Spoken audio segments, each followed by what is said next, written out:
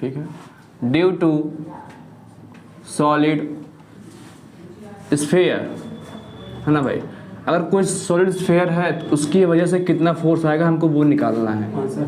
हाँ, नहीं सरफेस पे नहीं, बाहर निकालना है, आउटसाइड निकालना है।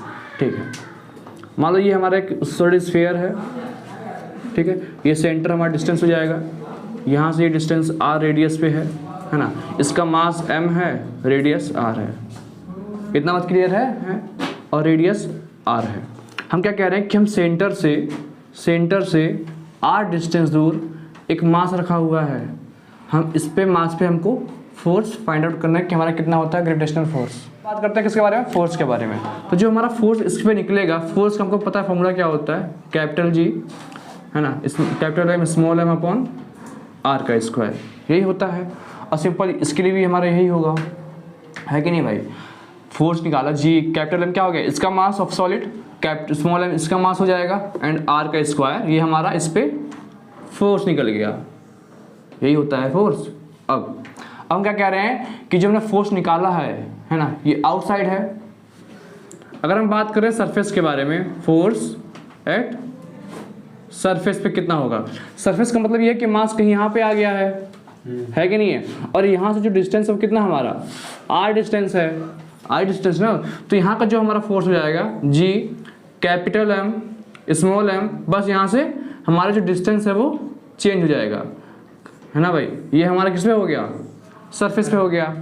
अब इसको भूल जाओ, है ना। अब मान लो मैं यहाँ पे बना रहा हूँ अर्थ, ये हमारा अर्थ है, मान लो दिस इज आवर अर्थ।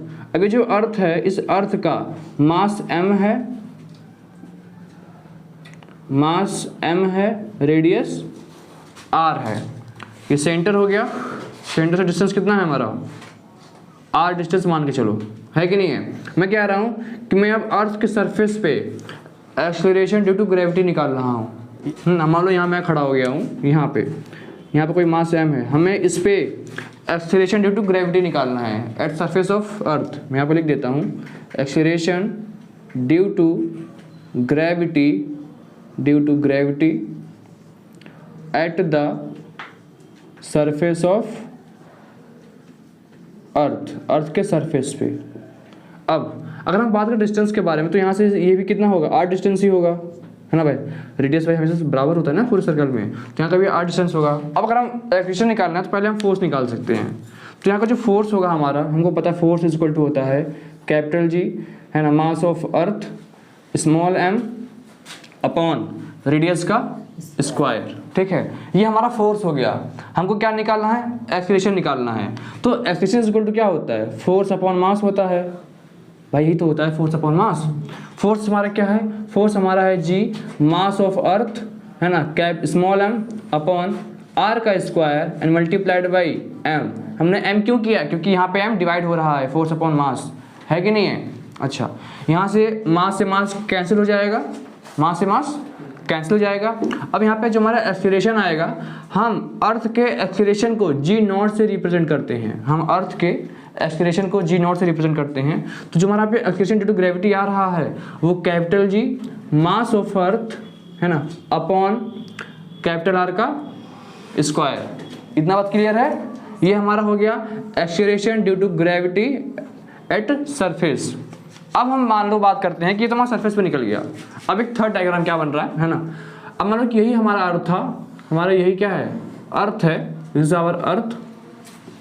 पहले इसको भी अलग कर लेते हैं, ये हमारा अर्थ है, ठीक है। अब अर्थ का ये सेंटर है, मान लो this is centre of earth, radius r, है ना। अब हम कह रहे हैं कि हम अर्थ से h हाइट ऊपर जा रहे हैं, हम h हाइट ऊपर जा रहे हैं और हम यहाँ पे कहीं पे एक मास रखा हुआ है, हमें इसका डिस्टेंस निकालना है, ठीक है। या फिर हम ये भी कह सकते हैं कि हम सेंटर से, है ना, एट h हाइट ऊपर r डिस्टेंस तक जा रहे हैं और हमको यहाँ पे मास का जो एक्सेलरेशन ड्यू टू ग्रेविटी है एट हाइट h वो निकालना है। अर्थ होगा तो सिंपल सी बात, ये हमारा अर्थ का मास हो जाएगा एंड ये हमारा अर्थ का रेडियस हो जाएगा। अगर हम बात करें सिंपली फोर्स के बारे में, तो मेरी बात सुनो, फोर्स क्या होगा, फोर्स हमको पता है simply G mass of Earth, है ना, जिस पे निकाल रहे हैं स्मॉल m अपॉन r का स्क्वायर, भाई यही होगा ना हमारा r का स्क्वायर। अब मेरी बात सुनो, क्या हम, ये हमारा रेडियस है, तो यहाँ से यहाँ तक हमारा ये रेडियस हो जाएगा। क्या हम यहाँ से ये लिख सकते हैं r is equal to R plus H. भाई ये जो डिस्टेंस है r का, है ना, ये इन दोनों के बराबर ही तो है कि नहीं है? अरे ये जो यहाँ सेंटर से जो हमने डिस्टेंस लिया है r डिस्टेंस, ये जो r है ये r प्लस एच हो जाएगा, है कि नहीं है? अगर हम यहाँ से रेडियस को जोड़ रहे हैं और रेडियस पे अगर हम h हाइट को जोड़ लेंगे तो इसके बराबर आ जाएगा। अब बात ये कि हम ये कर क्यों रहे हैं, हमें क्या जरूरत है करने का? जैसे मान लो अगर मैं कह दूं कि आपको मान लीजिए मार्स का निकालना है ग्रेविटेशनल फील्ड, फिर आपको मान लीजिए मून का निकालना है, तो हम किसी और प्लैनेट की बात कर रहे हैं। अब हमको ये थोड़ी ना पता है कि कौन सा प्लैनेट का रेडियस कहाँ तक गया है, मतलब उसको सेंटर कहाँ तक है। हमें भाई अगर कोई भी प्लैनेट दिखता है तो सरफेस पे दिखता है, तो उसका सरफेस हो जाएगा, है ना, और सरफेस से जब हमको दिख जाएगा तो हम वहाँ से उसका रेडियस ले लेंगे।